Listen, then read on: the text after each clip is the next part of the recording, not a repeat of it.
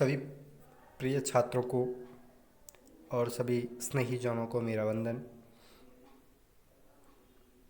आज हम मुंशी प्रेमचंद द्वारा लिखित कहानी दो बैलों की कथा पढ़ने जा रहे हैं, जिसमें आप देख सकते हैं कि कथा का मूल भाव या कथा किस ओर संकेत कर रही है, संदेश क्या देना चाहती है, वह इस कथा के प्रारंभ में इस प्रकार है। दो बैलों की कथा से प्रेमचंद ने कृषक समाज और पशुओं के भावात्मक संबंध का वर्णन किया है। इस कहानी में उन्होंने यह भी बताया है कि स्वतंत्रता सहज ही में नहीं मिलती, उसके लिए बार बार संघर्ष करना पड़ता है।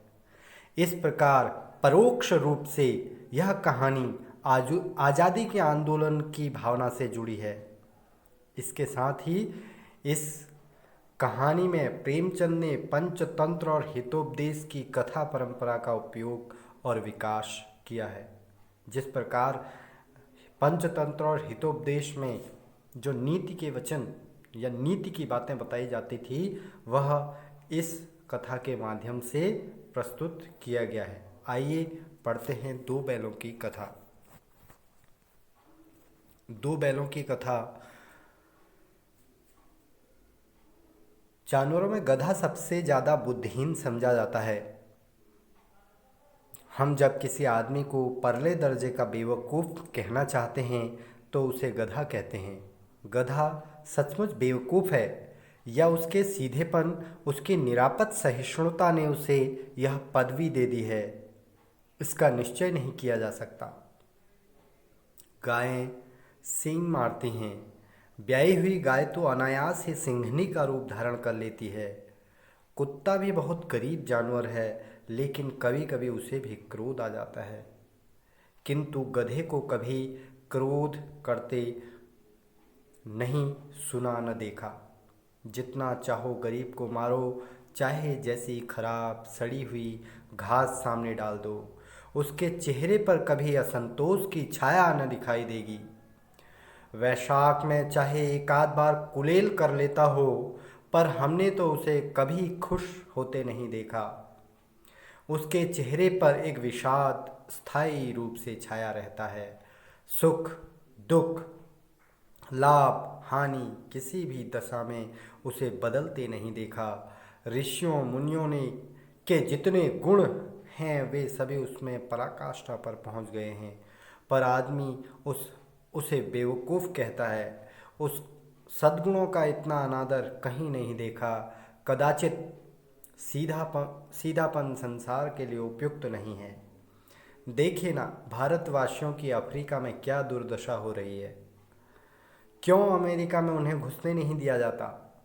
बेचारे शराब नहीं पीते, चार पैसे कुछ समय के लिए बचा कर रखते हैं, जी तोड़कर काम करते हैं, किसी से लड़ाई झगड़ा नहीं करते, चार बातें सुनकर गम खा जाते हैं, फिर भी बदनाम हैं।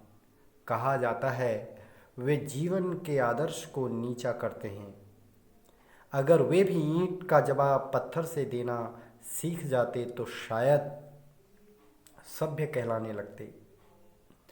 जापान की मिसाल सामने है। एक ही विजय ने उसे संसार की सभ्य जातियों में गण्य बना दिया। लेकिन गधे का एक छोटा भाई भी है जो उससे कम गधा है, और वह है बैल। जिस अर्थ में हम गधे का प्रयोग करते हैं, उसी से मिलते जुलते अर्थ में बछिया के ताऊ का भी प्रयोग करते हैं। कुछ लोग बैल को शायद बेवकूफ़ों में सर्वश्रेष्ठ कहेंगे, मगर हमारा विचार ऐसा नहीं है। बैल कभी कभी मारता भी है, कभी कभी अड़ियल बैल भी देखने में आता है, और भी कई रीतियों से अपना असंतोष प्रकट कर देता है। अतएव उसका स्थान गधे से नीचा है। झूरी काछी के दोनों बैलों के नाम थे हीरा और मोती। दोनों पछाई जाति के थे, देखने में सुंदर, काम में चौकस, डील में ऊंचे। बहुत दिनों साथ रहते दोनों में भाईचारा हो गया था। दोनों आमने सामने या पास बैठे हुए एक दूसरे से मूक भाषा में विचार विनिमय करते थे। एक दूसरे से के मन की बात कैसे समझ जाता था हम नहीं कह सकते। अवश्य ही उनमें कोई ऐसी गुप्त शक्तियां थी जिससे जीवों में श्रेष्ठता का दावा करने वाला मनुष्य वंचित है। दोनों एक दूसरे को चाट कर और सूंघ कर अपना प्रेम प्रकट करते। कभी कभी दोनों सींगें भी मिला लिया करते थे, विग्रह के नाते नहीं, केवल विनोद के भाव से, आत्मीयता के भाव से। जैसे दोस्तों में घनिष्ठता होते ही धौल धप्पा होने लगता है। इसके बिना दोस्ती कुछ फुसफुसी, कुछ हल्की सी रहती है, जिस पर ज़्यादा विश्वास नहीं किया जा सकता। जिस वक्त ये दोनों बैल हल या गाड़ी में जोते जाते और गर्दन हिला हिला कर चलते, उस समय हर एक यही चेष्टा करता कि ज़्यादा से ज़्यादा बोझ मेरी ही गर्दन पर रहे। दिन भर के बाद दोपहर के समय दोनों खुलते, दोपहर या संध्या को दोनों खुलते तो एक दूसरे को चाट चूट कर अपनी थकान मिटा लिया करते। नींद में खली भूसा पड़ जाने के बाद नाद में खली भूसा पड़ जाने के बाद दोनों साथ उठते, साथ नाद में मुंह डालते और साथ ही बैठते थे। एक मुंह हटा लेता तो दूसरा भी हटा लेता था। संयोग की बात है, झूरी ने एक बार गोई को ससुराल भेज दिया। बैलों को क्या मालूम वे क्यों भेजे जा रहे हैं, समझे मालिक ने हमें बेच दिया। अपना यों बेचा जाना उन्हें अच्छा नहीं लगा, या अच्छा लगा या बुरा कौन जाने, पर झूरी के साले गया को घर तक गोई ले जाने में दांतों पसीने आ गया। पीछे से हाँकता तो दोनों दाएं बाएं भागते, पगहिए पकड़कर आगे को खींचता तो दोनों पीछे को जोर लगाते, मारता तो दोनों सींग नीचे करके हुंकारते। अगर ईश्वर ने उन्हें वाणी दी होती तो झूरी से पूछते, तुम हम गरीबों को क्यों निकाल रहे हो? हमने तो तुम्हारी सेवा करने में कोई कसर नहीं उठा रखी, मगर इतनी मेहनत से काम न चलता था तो और काम ले लेते। हमें तो तुम्हारी चाकरी में मर जाना कबूल था। हमने कभी दाने चारे की शिकायत नहीं की। तुमने जो कुछ खिलाया वह सिर झुकाकर खा लिया, फिर तुमने हमें इस जालिम के हाथ क्यों बेच दिया? संध्या समय दोनों बैल अपने नए स्थान पर पहुँचे। दिन भर भूखे थे, लेकिन जब नाद में लगाए गए तो एक ने भी उसमें मुंह न डाला। दिल भारी हो रहा था, जिसे उन्होंने अपना घर समझ रखा था वह आज उनसे छूट गया था। क्या नया घर, नया गांव, नए आदमी उन्हें बेगानों से लगते थे। दोनों ने अपनी मूक भाषा में सलाह की, एक दूसरे को कनखियों से देखा और लेट गए। जब गांव में सोता पड़ गया तो दोनों ने जोर मारकर पगहे तुड़ा डाले और घर की तरफ चले। पगहे बहुत मजबूत थे, अनुमान न हो सकता था कि कोई बैल उन्हें तोड़ सकेगा, पर इन दोनों में इस समय दूनी शक्ति आ गई थी। एक एक झटके में रस्सियां टूट गई। झूरी प्रातःकाल सोकर उठा तो देखा कि दोनों बैल चरनी पर खड़े हैं। दोनों की गर्दन में आधा आधा गराव लटक रहा है। घुटने तक पांव कीचड़ में भरे हैं और दोनों की आंखों में विद्रोहमय स्नेह झलक रहा है। झूरी बैलों को देखकर स्नेह से गदगद हो गया, दौड़कर उन्हें गले लगा लिया। प्रेमालिंगन और चुंबन का वह दृश्य बड़ा ही मनोहर था। घर और गांव के लड़के जमा हो गए और तालियां बजा बजा कर उनका स्वागत करने लगे। गांव के इतिहास में यह घटना अभूतपूर्व न होने पर भी महत्वपूर्ण थी। बाल सभा ने निश्चय किया, दोनों वीर पशु वीरों का को अभिनंदन पत्र देना चाहिए। कोई अपने घर से रोटियां लाया, कोई गुड़, कोई चोकर, कोई भूसी। एक बालक ने कहा, ऐसे बैल किसी के पास न होंगे। तो दूसरे ने समर्थन में कहा, इतनी दूर से दोनों अकेले चले आए। तीसरा बोला, बैल नहीं हैं वो, उस जन्म के आदमी हैं। इसका प्रतिवाद करने का किसी को साहस न उठा। झूरी की स्त्री ने बैलों को द्वार पर देखा तो जल उठी। बोली, कैसे नमक हराम बैल हैं कि एक दिन वहां काम न किया भाग खड़े हुए। झूरी अपने बैलों पर यह आक्षेप न सुन सका। नमक हराम क्यों है? चारा दाना न दिया होगा तो क्या करते? स्त्री ने रौब के साथ कहा, बस तुम ही तो बैलों को खाना खिलाते हो, और तो सभी पानी पिला पिला कर रखते हैं। झूरी ने चिढ़ाया, चारा मिलता तो क्यों भागते? स्त्री चिड़ी, भागे इसलिए कि वो लोग तुम जैसे बुद्धुओं की तरह बैलों को सहलाते नहीं, खिलाते हैं तो रगड़ कर जोतते भी हैं।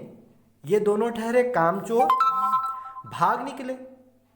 अब देखूं कहाँ से खली और चोकर मिलता है। सूखे भूसे के सिवा कुछ नहीं दूंगी, खाएं चाहे मर जाएं। वही हुआ। मजूर की कड़ी ताकीद कर दी गई कि बैलों को खाली सूखा भूसा दिया जाए। बैलों ने नाद में मुंह डाला तो फीका फीका, न कोई चिकनाहट न कोई रस, क्या खाएं। आशा भरी आंखों से द्वार की ओर ताकने लगे।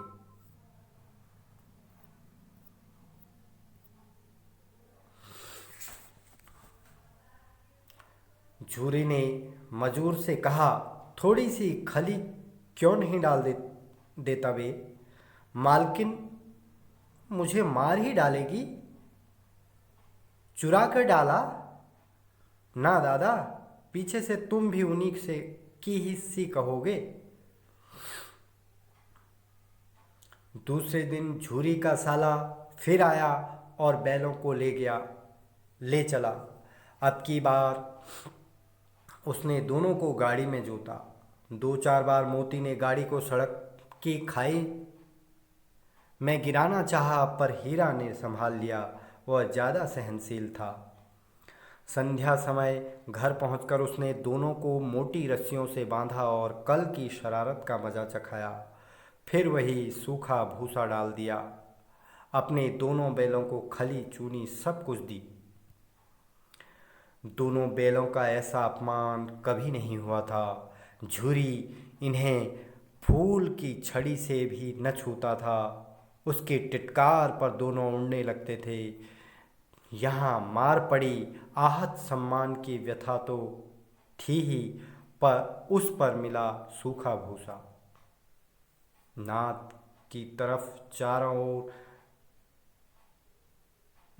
की तरफ आंखें तक न उठाई। दूसरे दिन गया ने बैल को हल में जोता, पर इन दोनों ने जैसे पाँव न उठाने की कसम खा ली थी।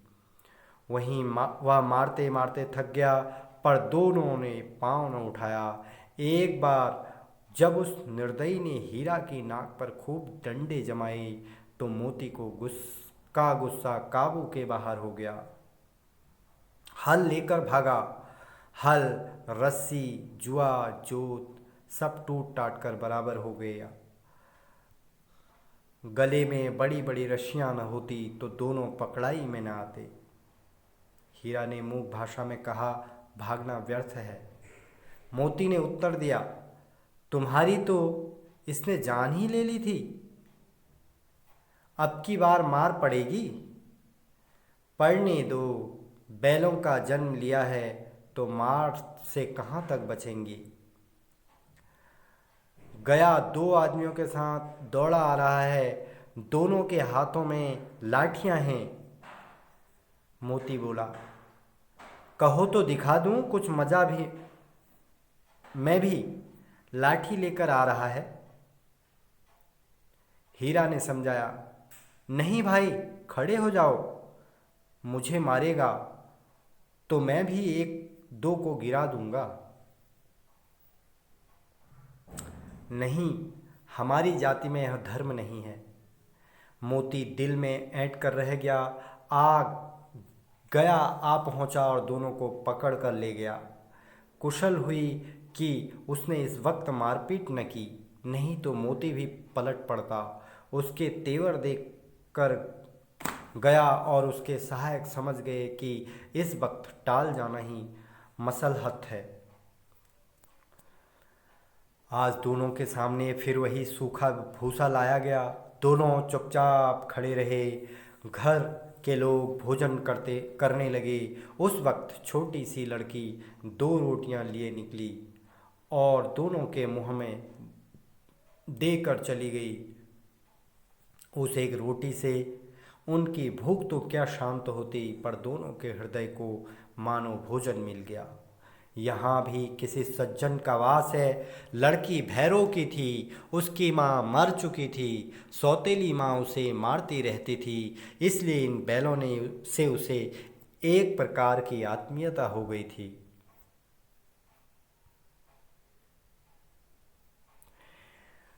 दोनों दिन भर जोते जाते, डंडे खाते अड़ते, शाम को थान पर बांध दिए जाते और रात को वही बालिका उन्हें दो रोटियां खिला जाती।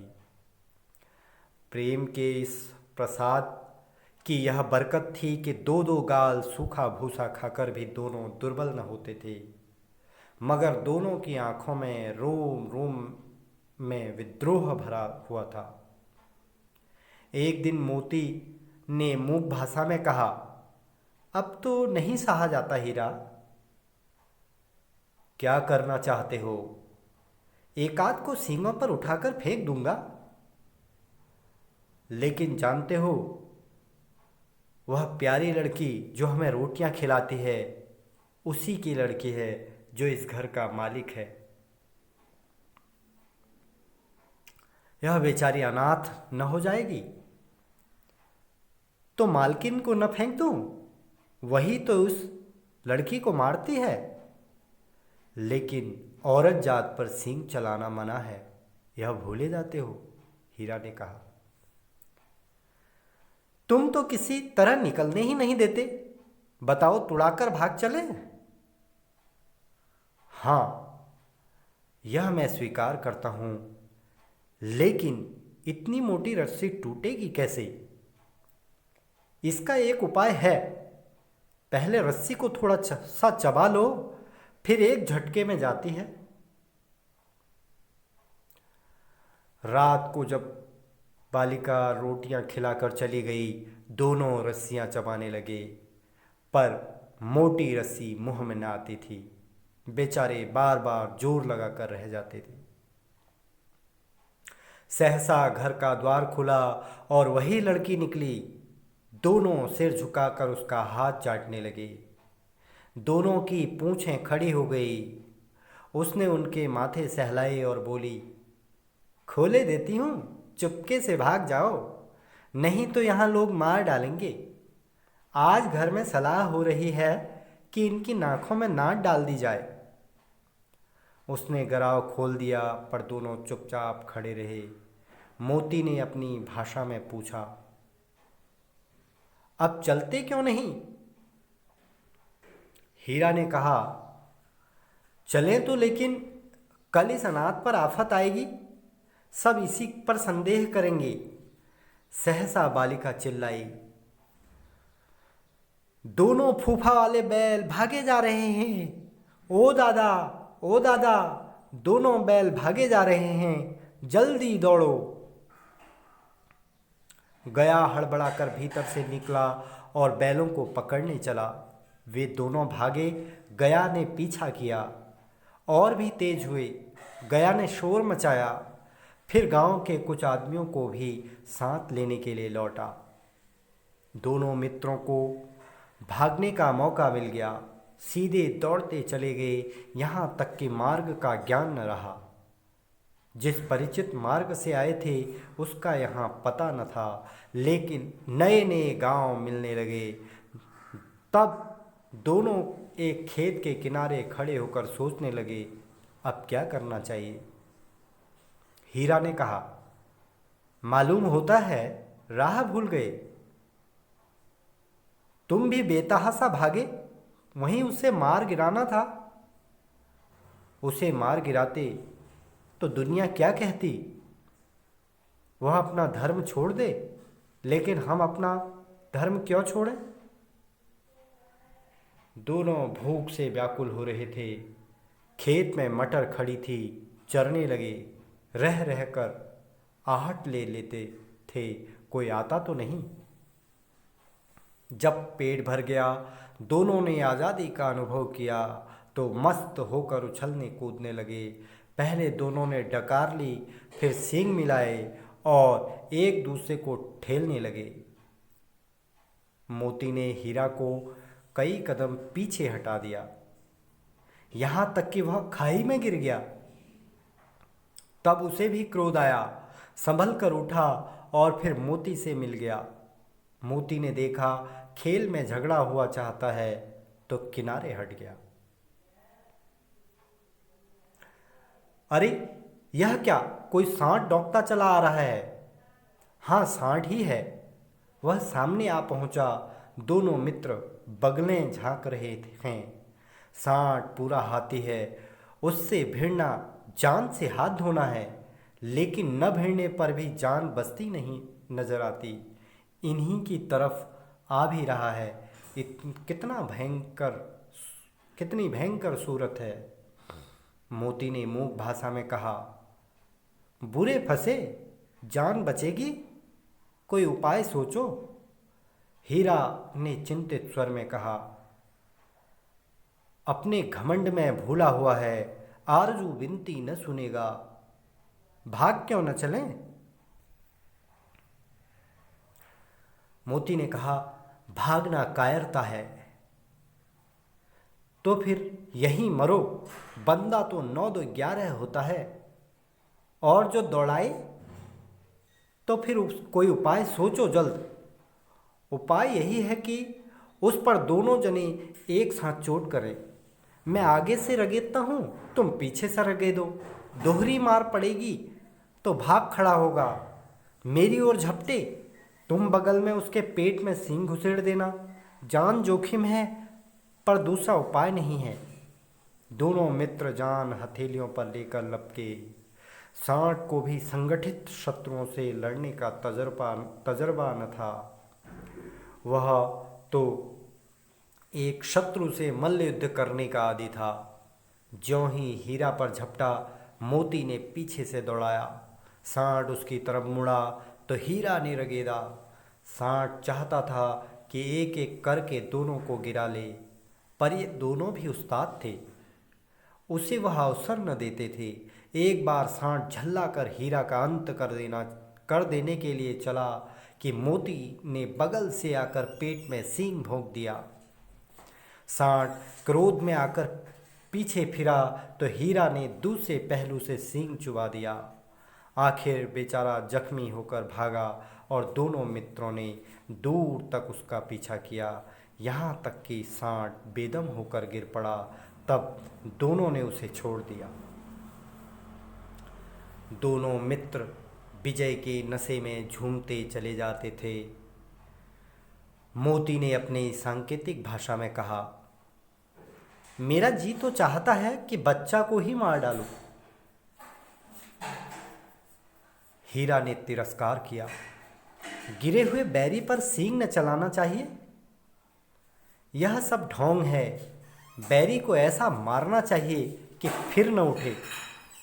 अब घर कैसे पहुंचेंगे वह सोचो, पहले कुछ खा लें तो सोचें। सामने मटर का खेत था। मोती उसमें घुस गया। हीरा मना करता रहा, पर उसने एक न सुनी। अभी 2 ही 4 ग्रास खाए थे कि 2 आदमी लाठियां लिए दौड़ पड़े और दोनों मित्रों को घेर लिया। हीरा तो मेड़ पर था, निकल गया। मोती सींचे हुए खेत में था, अपने खुर कीचड़ में उसके खुर कीचड़ में धंसने लगे। न भाग सका, पकड़ लिया। हीरा ने देखा संगी संकट में है तो लौट पड़ा। फंसेंगे तो दोनों फंसेंगे। रखवालों ने उसे भी पकड़ लिया। प्रातःकाल दोनों मित्र कांजी हौस में बंद कर दिए गए।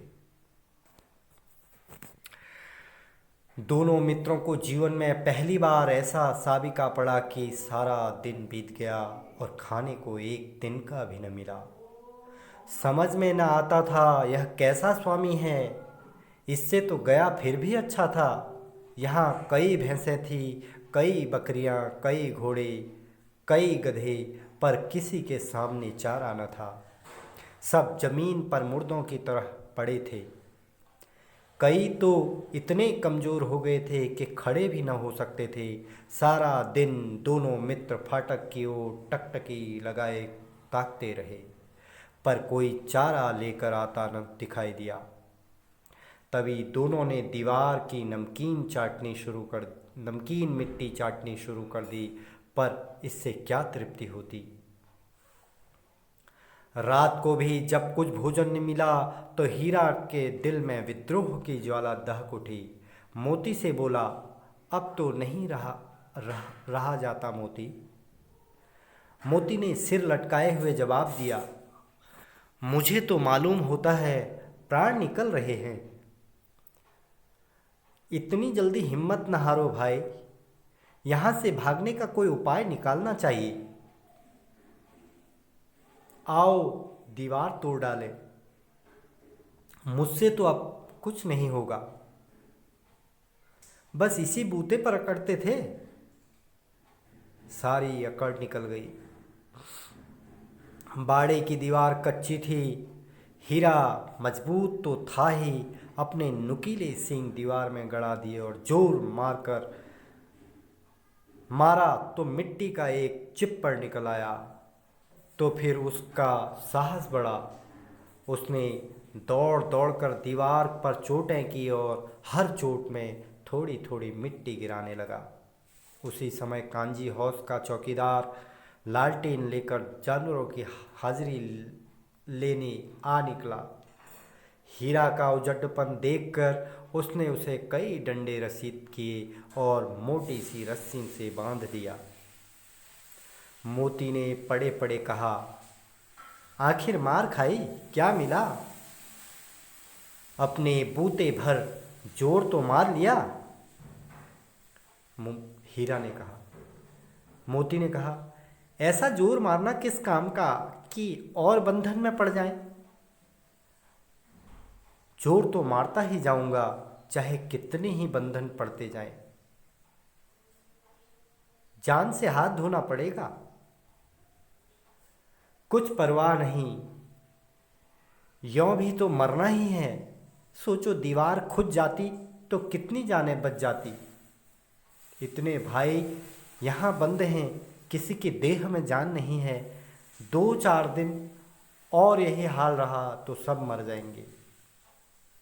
हाँ, यह बात तो है। अच्छा तो ला, फिर मैं भी जोर लगाता हूँ। मोती ने भी दीवार में उसी जगह सींग मारा। थोड़ी सी मिट्टी गिरी और फिर हिम्मत बढ़ी।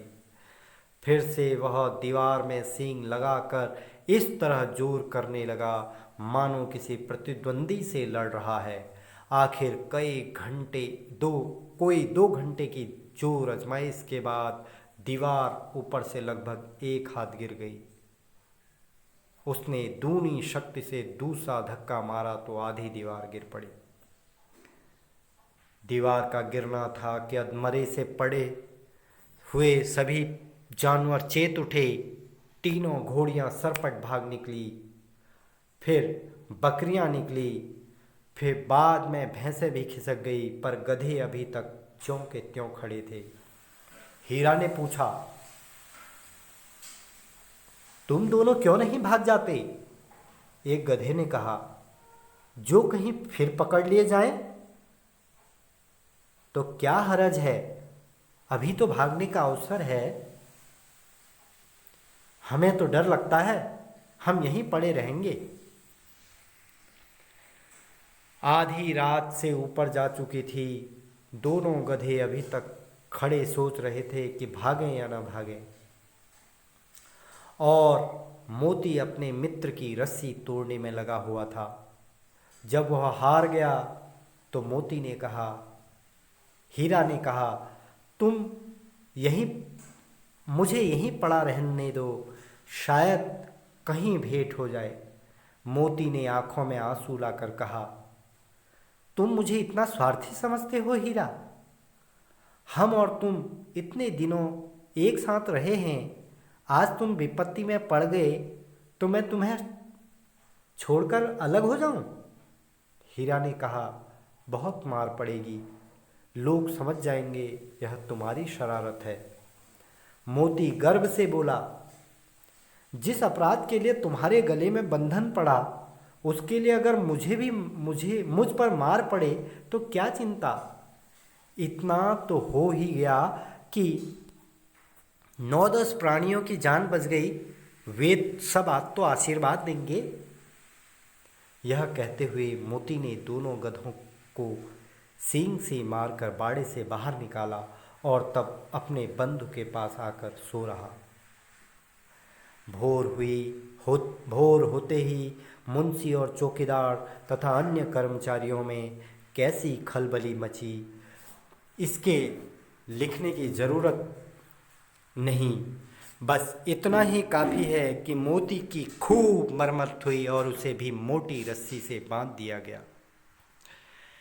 1 सप्ताह तक दोनों मित्र वहाँ बंधे पड़े रहे।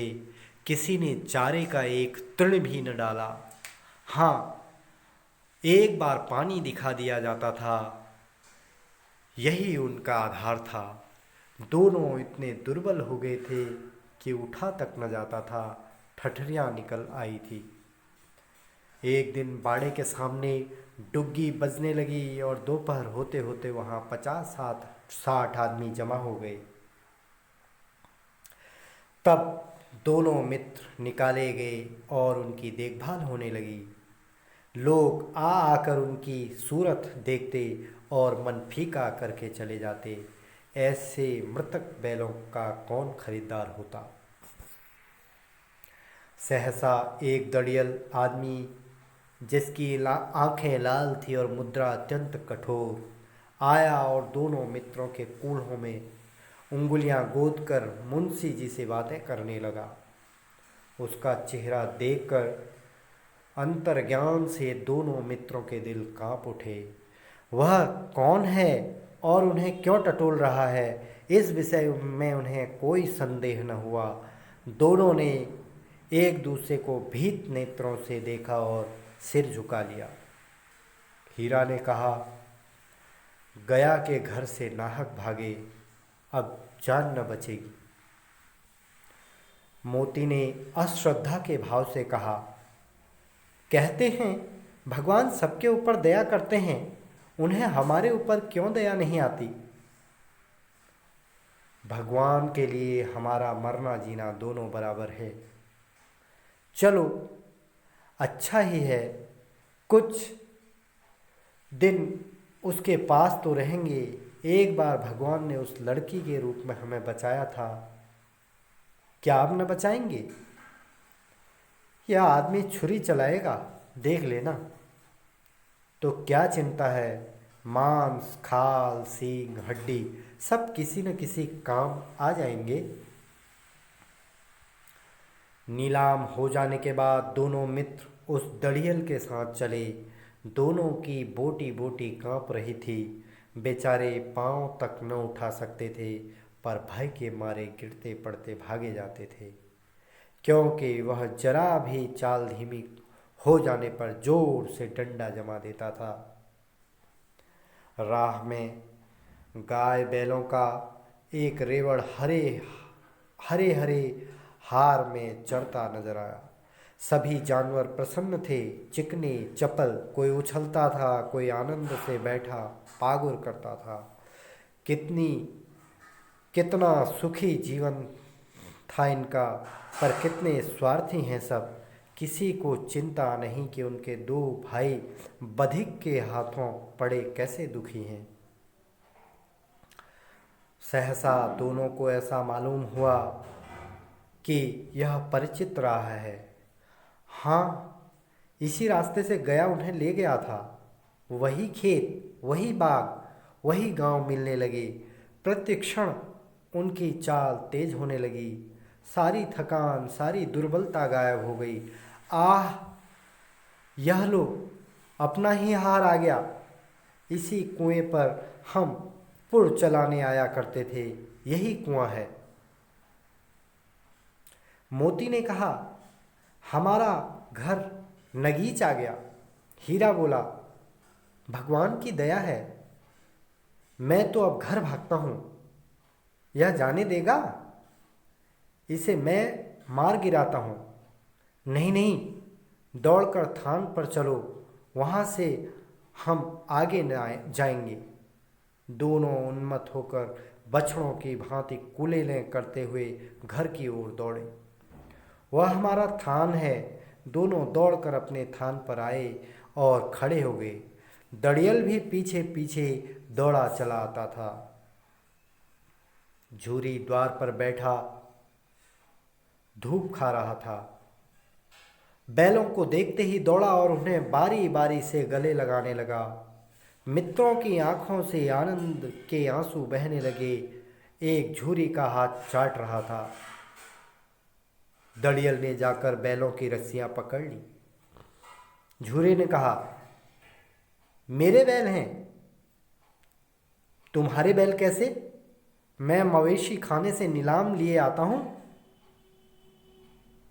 मैं तो समझा हूं चुराए लिए आते हो। चुपके से चले जाओ, मेरे बैल हैं। मैं बेचूंगा तो बिकेंगे। किसी को मेरे बैल नीलाम करने का अख्तियार है क्या? जाकर थाने में रपट कर दूंगा। मेरे बैल हैं, इसका सबूत यह है कि मेरे द्वार पर खड़े हैं। दड़ियल झल्लाकर बैलों को जबरदस्ती पकड़ ले जाने के लिए बढ़ा। उसी वक्त मोती ने सींग चलाया। दड़ियल पीछे हटा। मोती ने पीछा किया। दड़ियल भागा। मोती पीछे पीछे दौड़ा। गांव के बाहर निकल जाने पर वह रुका, पर खड़ा दड़ियल का रास्ता देख रहा था। दड़ियल दूर खड़ा धमकियां दे रहा था, गालियां निकाल रहा था, पत्थर फेंक रहा था और मोती विजयी शूर की भांति उसका रास्ता रोके खड़ा था। गांव के लोग यह तमाशा देखते थे और हंसते थे। यह समाप्त हुई। जब दड़ियल हार कर चला गया तो मोती अकड़ता हुआ लौटा। हीरा ने कहा, मैं डर रहा था कि कहीं तुम गुस्से में आकर मार न बैठो। अगर वह मुझे पकड़ता तो मैं बेमारे न छोड़ता। अब न जाएगा, आएगा तो दूर ही से खबर लूंगा, देखूं कैसे ले जाता है। जो गोली मरवा दे, मर जाऊंगा, पर उसके काम तो ना आऊंगा। हमारी जान को कोई जान ही नहीं समझता, इसलिए कि हम इतने सीधे हैं। जरा देर में नादों में खली, भूसा, चोकर और दाना भर दिया गया और दोनों मित्र खाने लगे। झूरी खड़ा दोनों को सहला रहा था कि 20 लड़के तमाशा देख रहे थे। सारे गांव में उत्साह सा मालूम होता था। उसी समय मालकिन ने आकर दोनों के माथे चूम लिए।